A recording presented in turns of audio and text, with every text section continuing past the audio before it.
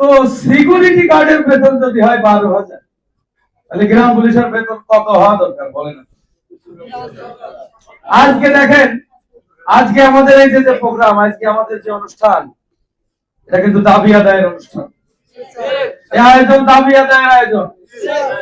দেখেন সেই দাবিটা কি? বাইরে একটা আন্দোলন হচ্ছে। আমি যখন আসি তখন ওই জ্যামের কারণে দাঁড়িয়েছিলাম গাড়িতে, দেখলাম যে নার্সদের আন্দোলন হলো সম্মানের আন্দোলন।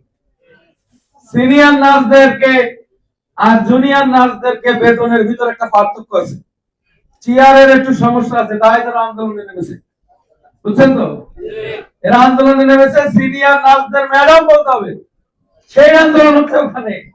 অথচ আমরা এখানে আন্দোলন করছি ভাতের আন্দোলন। প্রিয় ভাইরা, সকল আন্দোলন সব সময় বাস্তবায়িত হয় না।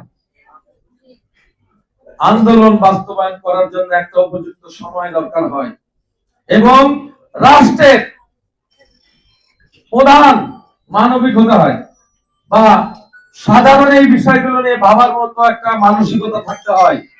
তো আমি মনে করতেছি যে আমাদের মহাসচিব মহোদয় যে মুহূর্তে, আমরা তো দীর্ঘদিন 18 সাল থেকে আপনাদের সাথে জড়িত, আমি মহাসচিব মহোদয়ের সাথে কথা বললাম যে এমন একটা পরিবেশ এসেছে যে এখন আমাদের আরো দুর্বার গতি করতে হবে। কারণ গ্রাম পুলিশরা নাম পেয়েছিল আমাদের বর্তমান প্রধানমন্ত্রীর বাবা যখন প্রধানমন্ত্রী ছিল তখন। বুঝছেন কিনা? সবার হাত দিয়ে সব কাজ হয় না, হবে না। আমাদের গ্রাম পুলিশদের কাঠামোগত কিছু পরিকল্পনা এসেছিল আমাদের তিনবারের প্রধানমন্ত্রী বেগম খালেদা জিয়ার। তাহলে উন্নয়নের একটা ধারা আছে, কিন্তু নিরাশ হওয়ার কিছু নাই, আছে নাকি? শুরু করেছিল বাপ, মায়ের হাতে আমরা আরো কিছু পেয়েছি, পূর্ণতা পাবো ইনশাআল্লাহ সন্তানের হাত দিয়ে। আর একটা মজার ব্যাপার দেখেন, আমাদের কোনো কিছু আদায় করতে গেলে ঐক্যবদ্ধ হওয়াটা খুব জরুরি।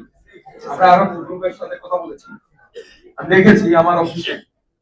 আমি এক সময় গ্রাম ডাক্তারদের নিয়ে আন্দোলন করেছি, গ্রাম ডাক্তারদের নিয়ে। গ্রাম ডাক্তারদের এক সময় পুলিশ খুব ধরতো, নামের আগে কিছুই লিখতে পারবে না। এরপরে তো নাসিম সাহেব তখন স্বাস্থ্যমন্ত্রী ছিলেন 14 সালে। সোহরাওয়ার্দী উদ্যানে আমরা একটা প্রোগ্রাম করেছিলাম 20,000 গ্রাম ডাক্তারকে নিয়ে, এবং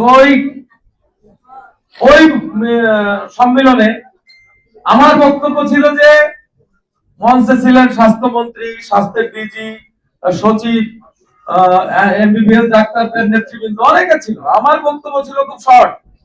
আমি বলেছিলাম যে গ্রাম ডাক্তারদের দিয়ে যদি আমাদের এই মন্ত্রী মহোদয়, আমাদের এই সচিব মহোদয়রা জীবনে কোনোদিন কোনো উপকার না পান, তাহলে ব্যান্ড করে দেন, বাতিল করে দেন গ্রাম। আমরা প্রধানমন্ত্রীর সাথে বসার একটা সুযোগ হচ্ছে। আমার একই বক্তব্য থাকে যে সমাধান চাই। গ্রাম পুলিশ যদি এই রাষ্ট্রের কোনো কাজে না লাগে, গ্রাম পুলিশ যদি এই রাষ্ট্রের জন্য বোঝা হয়ে থাকে, বাদ দিয়ে দিন। এই 45,000 মানুষের দরকার নাই, তাদের দরকার তাদের দিয়ে কাজ করা। আর যদি মনে করেন গ্রাম পুলিশ বাংলাদেশের জনগণের জন্য বিন্দু মাত্র কাজ করে থাকে, বাংলাদেশ সরকারের প্রতিনিধি হয়ে যদি কোনো দায়িত্ব পালন করে থাকে, তাহলে গ্রাম পুলিশকে তার পূর্ণ অধিকার দিয়ে দিন।